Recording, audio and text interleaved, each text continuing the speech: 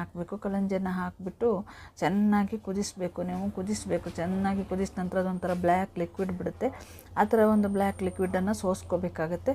ಸೋಸ್ಬಿಟ್ಟು ಅದೇ ಪಾತ್ರೆಗೆ ನೀವು ಹಾಕಿಬಿಟ್ಟು ಇದಕ್ಕೆ ಬೇಕಾದಷ್ಟು ನೀವು ಚೆನ್ನಾಗಿ ಒಂದು ಸ್ವಲ್ಪ ಇಂಡಿಗೋ ಪೌಡ್ರನ್ನು ಒಂದು ಸ್ವಲ್ಪ ಇದಕ್ಕೆ ನಿಮ್ಗೊಂದು 2 ಸ್ಪೂನ್ ಆಗುವಷ್ಟು ಹಾಕ್ಕೊಂಡ್ರೆ ಸಾಕಾಗುತ್ತೆ. ಇದನ್ನು ನಾನು ಸೋಸ್ತಾ ಇದ್ದೇನೆ ನೋಡಿ, ಕುದಿಸಿಬಿಟ್ಟು ಎಷ್ಟು ಬ್ಲ್ಯಾಕ್ ಅದೊಂದು ಲಿಕ್ವಿಡ್ ಸಿಕ್ತು ನೋಡಿ.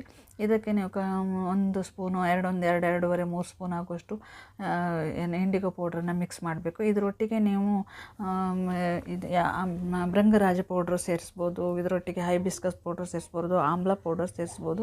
ಬೇಕಾದವ್ರು ಸೇರಿಸ್ಕೊಳ್ಳಿ, ಬೇಡದಿದ್ದರೆ ಸ್ಕಿಪ್ ಮಾಡ್ಬೋದು, ಏನಿಲ್ಲದಿದ್ದರೂ ಕೂಡ ನಡೆಯುತ್ತೆ.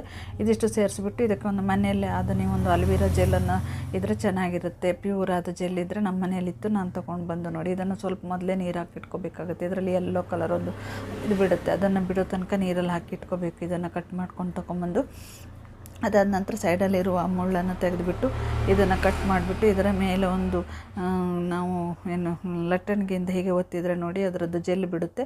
ಆ ಜೆಲ್ಲನ್ನು ನೀವು ಸ್ಪೂನಿನ ಸಹಾಯದಿಂದ ಅದನ್ನು ಅದಕ್ಕೆ ಹಾಕಿಬಿಟ್ಟು ಮಿಕ್ಸ್ ಮಾಡಬೇಕು. 1-2 ಸ್ಪೂನ್ ಆಗುವಷ್ಟು ಜೆಲ್ ಹಾಕಿದರೆ ಚೆನ್ನಾಗಿರುತ್ತೆ, ಹೇರ್ ಸಾಫ್ಟಾಗಿ ಬರುತ್ತೆ. ಆಮೇಲೆ ಇಂಡಿಗೆ ಪೌಡ್ರ್ ಹಾಕಿ ಮಿಕ್ಸ್ ಮಾಡಿ, ಚೆನ್ನಾಗಿ ಮಿಕ್ಸ್ ಮಾಡ್ಬೋದು.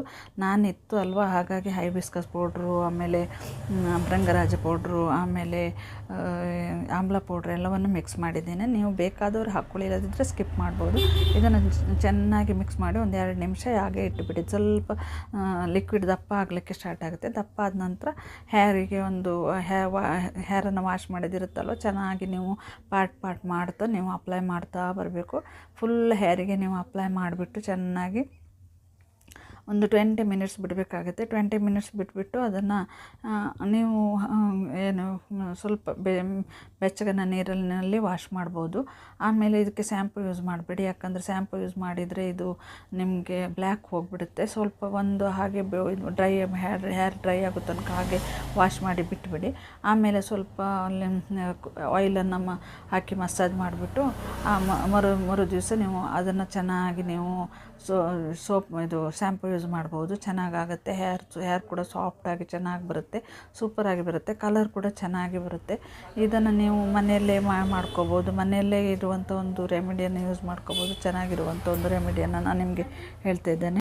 ನಾನಿಲ್ಲಿ ನಿಮಗೆ ಅಪ್ಲೈ ಮಾಡೋದನ್ನು ತೋರಿಸ್ತಾ ಇದ್ದೇನೆ ನೋಡಿ. ತುಂಬ ಚೆನ್ನಾಗಿ ಬರುತ್ತೆ. ಫುಲ್ ಪಾರ್ಟ್ ಮಾಡಿ ಅಪ್ಲೈ ಮಾಡಿ ನೀವು ಒಂದು 20 ಮಿನಿಟ್ಸ್ ಬಿಡಬೇಕಾಗುತ್ತೆ. 20 ಮಿನಿಟ್ಸು ಹಾಫ್ ಆನ್ ಅವರ್ ಬಿಟ್ಟರು ಒಳ್ಳೆಯದು.